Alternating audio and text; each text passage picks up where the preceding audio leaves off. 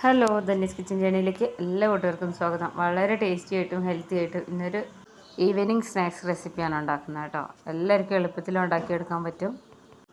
ആദ്യം തന്നെ ഇത് പായസപ്പരിപ്പാണ് കേട്ടോ. ഞാൻ 1 കപ്പ് ഇട്ട് കൊടുക്കുന്നുണ്ട്. ഒരു 3 മണിക്കൂർ കുതിർത്തി വയ്ക്കണം. പരിപ്പ് പായസമൊക്കെ ഉണ്ടാക്കുന്ന ചെറുപയർ പരിപ്പാണിത്. ഇതിന് പകരം നമുക്ക് കടലപ്പരിപ്പ് വേണമെങ്കിൽ ഉപയോഗിക്കാം. അപ്പോൾ ചിക്കനും മട്ടനും ഒന്നും ഇല്ലാതെ തന്നെ വളരെ എളുപ്പത്തിൽ ഇതുപോലെ ഉണ്ടാക്കിയെടുത്താൽ മതി കേട്ടോ. നന്നായി കഴുകിയെടുത്തതിന് ശേഷം ഒരു 3 മണിക്കൂറൊന്ന് വെള്ളത്തിൽ ഇട്ട് വെച്ചാൽ മതി. ഇത് നമുക്ക് ഉണ്ടാക്കി വെച്ച് സ്റ്റോർ ചെയ്യാം കേട്ടോ, ഫ്രിഡ്ജിലൊക്കെ. ഞാനൊരു 3 മണിക്കൂറിന് ശേഷം ഞാൻ കാണിച്ചു തരാം. ഇതുപോലെ തന്നെ അടച്ചു വയ്ക്കണം. നല്ലോണം ഒന്ന് കുതിർന്ന് കിട്ടാൻ വേണ്ടിയാണ് കേട്ടോ. അപ്പോൾ അതാ നന്നായിട്ട് കുതിർന്ന് വന്നിട്ടുണ്ട് വെള്ളത്തിലിട്ട് വെച്ചപ്പോൾ. പായസപ്പരിപ്പ് പെട്ടെന്ന് വെന്ത് കിട്ടുന്ന ഒരു സാധനമാണ് കേട്ടോ. കുതിർത്തിയെടുക്കുമ്പോൾ ഞാനൊരു അരിപ്പ പാത്രത്തിലേക്ക് മാറ്റിയിട്ടുണ്ട് ഇതുപോലെ. ഇനി ഇത് നമുക്ക് മിക്സിയുടെ അരയ്ക്കുന്ന ജാറിലേക്ക് ഇട്ട് കൊടുക്കണം. ഇതിൽ ഒട്ടും വെള്ളം ചേർക്കൊന്നും വേണ്ട. ഇത് നന്നായിട്ട് കുതിർന്നിരിക്കുകയാണ് കേട്ടോ. അതുകൊണ്ട് തന്നെ പെട്ടെന്ന് പൊടിഞ്ഞ് വരും. വെള്ളം ചേർത്ത് കഴിഞ്ഞാൽ നമ്മൾ വിചാരിച്ചൊരു ടെക്സ്ചർ കിട്ടില്ല. അതുകൊണ്ടാണ് കേട്ടോ. ഒന്ന് ക്രഷ് ചെയ്തെടുത്താലും മതിയാവും. ഒത്തിരി ഇങ്ങനെ പൊടിഞ്ഞ് പോകാനൊന്നും വേണ്ട. ഇത് കുട്ടികൾക്ക് ലഞ്ച് ബോക്സിലൊക്കെ കൊടുത്തു വിടാം. ഇനി ഇതിലേക്ക് 1/2 സ്പൂണോളം പെരിഞ്ജീരകം ഇട്ട് കൊടുക്കണം. എന്നിട്ട് ഇതിനെ ഒന്ന് അരച്ചെടുക്കാം. ഒട്ടും തന്നെ വെള്ളമില്ല. അപ്പോൾ അതാ ഈ ഒരു രീതിയിലാണ് കേട്ടോ. ചെറിയ ചെറിയ കഷ്ണങ്ങളൊക്കെ ഉണ്ട്. അതൊന്നും കുഴപ്പമില്ല കേട്ടോ. നമ്മൾ പരിപ്പ് വടക്കൊക്കെ ഉണ്ടാക്കുന്ന പോലെ തന്നെയാണുള്ളത്. അപ്പോൾ ഇനി ഇതിനെ നമുക്കൊരു പാത്രത്തിലേക്ക് മാറ്റാം.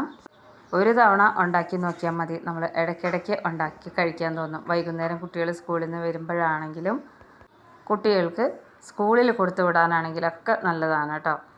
അപ്പോൾ ഇത് മുഴുവനായിട്ടൊരു പാത്രത്തിലേക്ക് ഇട്ട് കൊടുത്തു. ഇനി ഇതിലേക്ക് ഇത്രയും ക്യാബേജ് എടുത്തിട്ടുണ്ട്.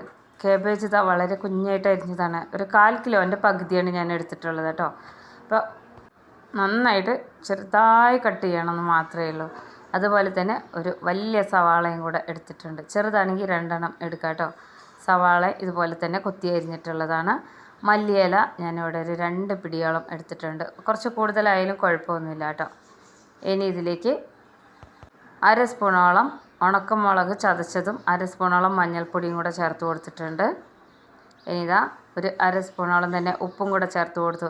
ഇനി ഞാനിവിടെ 1 കപ്പോളം അരിപ്പൊടി എടുത്തിട്ടുണ്ട്. അപ്പോൾ ഇനി ഇത് നമുക്ക് ആദ്യം ഒന്ന് നന്നായിട്ട് മിക്സ് ചെയ്തെടുത്ത് ശേഷം മാത്രം ഇതിൽ ചേർത്ത് കൊടുക്കാം. ഇതെന്താണെന്ന് വെച്ച് കഴിഞ്ഞാൽ നമ്മൾ വിചാരിച്ച പോലെ ഒന്ന് കുഴച്ച് ഒന്ന് പരത്തി എടുക്കണമെന്നുണ്ടെങ്കിൽ കുറച്ചൊന്നിങ്ങനെ ഒരു ഗ്രിപ്പിന് വേണ്ടിയിട്ടാണ് കേട്ടോ അരിപ്പൊടി ചേർത്ത് കൊടുക്കുന്നത്. അപ്പോൾ ഇതിലൊട്ടും തന്നെ വെള്ളം ചേർക്കേണ്ട ആവശ്യമില്ല. നമ്മളിത് കുതിർത്ത് വെച്ച പരിപ്പ് അരച്ചെടുത്തതായതുകൊണ്ട് അത്യാവശ്യം വെള്ളത്തിൻ്റെ ഒരു അംശം ഇതിലുണ്ട്.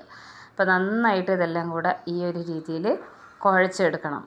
ഇത് നമ്മൾ ഓണമൊക്കെ കഴിഞ്ഞതിന് ശേഷം ബാക്കി വന്ന പായസത്തിന് വേണ്ടി ബാക്കി വന്ന പരിപ്പ് വെച്ച് ചെയ്ത് നോക്കിയതായിരുന്നു കേട്ടോ. നല്ല ഉഗ്രം ടേസ്റ്റായിരുന്നു. അപ്പോൾ ഇതൊന്നും ഞാൻ ഫ്രിഡ്ജിലും എടുത്ത് വെച്ചിരുന്നു ഇങ്ങനെ ബാറ്റർ ഉണ്ടാക്കിയിട്ട്. അതുകൊണ്ടാണ് ഞാൻ പിന്നെ ഉണ്ടാക്കിയപ്പോൾ ഇത് വീഡിയോ എടുത്തത് കേട്ടോ. അപ്പോൾ എല്ലാവരും ഉണ്ടാക്കി നോക്കണം. അപ്പോൾ നന്നായിട്ട് കുഴച്ചെടുത്തിട്ടുണ്ട്.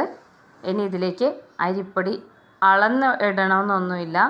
ഒരുപാട് ഇങ്ങനെ ഹാർഡായി പോകാത്ത രീതിയിൽ വേണം നമ്മളിതിന് അരിപ്പൊടി ഇതിലിട്ട് കൊടുക്കാം. ഇത് പുട്ടുപൊടിയാണെങ്കിലും കുഴപ്പമില്ല. പത്തിരിപ്പൊടിയാണ് ഏറ്റവും നല്ലത് കേട്ടോ. പത്തിരിപ്പൊടി ഇട്ട് കൊടുക്കുന്നതായിരിക്കും എനിക്ക് കുറച്ചുകൂടെ നല്ലതായിട്ട് തോന്നിയത്. പത്തിരിപ്പൊടിയാണ്. ഇതുപോലെ കുറേശ്ശെയായിട്ട് ഇട്ട് കൊടുത്തതിന് ശേഷം നമുക്ക് കുഴച്ച് നോക്കാം. അപ്പോൾ ഇതിൻ്റെ ഒരു പരുവം ഞാൻ പറഞ്ഞുതരാം കേട്ടോ. നന്നായിട്ടൊന്ന് കുഴച്ചെടുക്കണം. നമ്മൾ അടയൊക്കെ ഉണ്ടാക്കില്ലേ, അടയൊക്കെ ഉണ്ടാക്കാൻ നമ്മൾ എങ്ങനെയാണ് കുഴച്ചെടുക്കുന്നത്? നമ്മൾ കയ്യിലിങ്ങനെ പിടിച്ച് കഴിഞ്ഞാൽ ഇങ്ങനെ കിട്ടണം. ഞാൻ കാണിച്ചു തരാം ഇതെങ്ങനെയാണ്. നന്നായിട്ട് കുഴച്ചെടുത്തിട്ടുണ്ട്. ഈ ഒരു രീതിയിൽ കിട്ടണം. കണ്ടോ, കയ്യിലിങ്ങനെ പിടിച്ചു കഴിഞ്ഞാൽ ഇങ്ങനെ കിട്ടണം, ഒരുപാട് ഒട്ടിപ്പിടിക്കാതെ. അപ്പോൾ നന്നായിട്ട് കുഴച്ചെടുത്തിട്ടുണ്ട്. ഇത് ഒരു 5 മിനിറ്റ് ഒന്ന് റെസ്റ്റ് ചെയ്യാൻ വയ്ക്കാം കേട്ടോ. അപ്പോൾ നന്നായിട്ട് കുഴച്ചെടുത്തതിന് ശേഷം ഈ ഒരു രീതിയിൽ നമുക്കിത് കയ്യിൽ എണ്ണ തടവൊന്നും വേണ്ട. ആവശ്യമുണ്ടെങ്കിൽ മാത്രം കൈ വെള്ളത്തിലൊന്ന് മുക്കിയാൽ മാത്രം മതി. എനിക്കിപ്പോൾ അതിൻ്റെ ആവശ്യം വന്നിട്ടില്ല.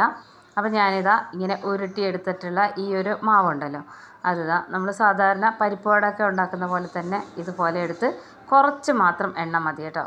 ഞാൻ സൺഫ്ലവർ ഓയിലാണ് ഉണ്ടാക്കിയെടുക്കുന്നത്. ഇതുപോലെ ഇട്ട് കൊടുക്കണം. ഞാൻ ഒരുപാട് എണ്ണം ഒരുമിച്ച് ഉണ്ടാക്കുകയല്ല ചെയ്യുന്നത്. പരിപ്പ് വടേനെക്കാട്ടിലും കുറച്ചും കൂടെ വലുതായിരിക്കണം. അപ്പോൾ നല്ലോണം എണ്ണ ചൂടായതിന് ശേഷം വളരെ ലോ ഫ്ലെയിമിൽ ഇട്ട് കൊടുത്തിട്ട് വേണം കേട്ടോ ഇത് ഫ്രൈ ചെയ്തെടുക്കാൻ വേണ്ടിയിട്ട്. അപാര രുചിയാണ്. നമ്മൾ ചെറുപയർ പരിപ്പെന്നൊക്കെ വെച്ചാൽ ഒരുപാട് പോഷകങ്ങളൊക്കെ ഉള്ളതാണ്. പ്രോട്ടീൻ റിച്ചാണ്. അങ്ങനെ ഒരുപാട് ഗുണങ്ങളുള്ളതാണ് ചെറുപയർ പരിപ്പ് കേട്ടോ. അപ്പോൾ ഇനി ഇത് 2 സൈഡും തിരിച്ച് മറിച്ചൊക്കെ ഇട്ട് കൊടുത്തതിന് ശേഷം എടുക്കുന്ന സമയത്ത് തീ ഒന്ന് കൂട്ടി വയ്ക്കണം. അപ്പോൾ ഒരെണ്ണം ഇവിടെ റെഡി ആയിട്ടുണ്ട്. ഉള്ളിലൊക്കെ അത്യാവശ്യം നന്നായിട്ട് തന്നെ വെന്ത് വരും കേട്ടോ. ഇനി കുറച്ച് ഡ്രൈ ആക്കണമെങ്കിൽ ആക്കാം. നല്ലൊരു ഗോൾഡൻ ബ്രൗൺ കളർ വരെയൊക്കെ നമുക്കിതിനെ വറുത്തെടുക്കാം. ശരിക്കും പരിപ്പുവട പോലെ തന്നെ നമുക്ക് വറുത്തെടുക്കാം. അപ്പോൾ വീണ്ടും ഇതുപോലെ അടുത്തതും കൂടെ ഉണ്ടാക്കിയെടുക്കുകയാണ്. ഇത്രയേ ഉള്ളൂ പണി. എല്ലാവർക്കും ഇഷ്ടമാവും. വളരെ ടേസ്റ്റിയാണ്. ടൊമാറ്റോ സോസിൻ്റെ കൂടെ നമുക്ക് ഇത് വൈകുന്നേരം ചായക്കടിയായിട്ട് കഴിക്കാം കേട്ടോ. അപ്പോൾ വീഡിയോ ഇഷ്ടമായ ഫ്രണ്ട്സിനൊക്കെ ഒന്ന് ഷെയർ ചെയ്ത് കൊടുക്കണം. നമ്മുടെ ചാനലൊന്ന് സബ്സ്ക്രൈബ് ചെയ്ത് വയ്ക്കാൻ മറക്കരുത് കേട്ടോ. അതുപോലെ അടുത്തുള്ള ബെൽ ബട്ടനും ഒന്ന് പ്രസ് ചെയ്ത് വെച്ചേക്കണേ. അപ്പോൾ ഇതുപോലെയുള്ള ഈസി റെസിപ്പീസുമായിട്ട് അടുത്ത വീഡിയോയിൽ കാണാം.